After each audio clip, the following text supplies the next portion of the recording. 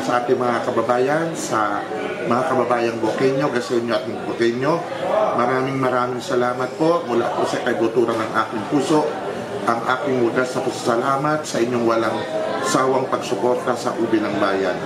Napakalaking karangalan po ito na ako po ay mapabilang sa isa sa 4 na halal na bukal mula sa unang distrito na makakatawan sa ikalabing-6 na sangguniang panlalawigan.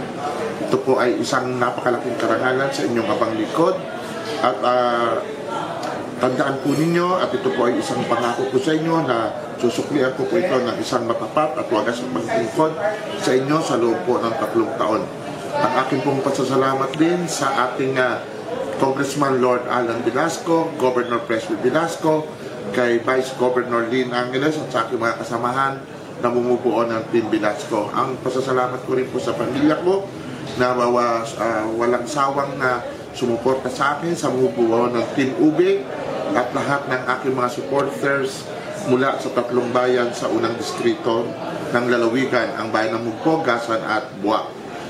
At sa higit sa lahat po, ang aking pasasalamat sa Panginoong Diyos sa pagbibigay ng lakas sa akin at pagbibigay ng kalakasan ng katawan at ng kaisipan na ating na idaos or na iraos ang 45 araw na kampanya. Bukod pa dito ang ilang buwan na nating pag-iikot sa mga kabarangayan dito sa unang distrito.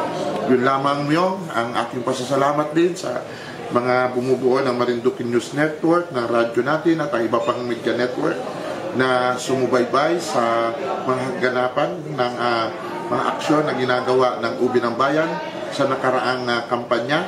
Maraming salamat po sa inyong lahat.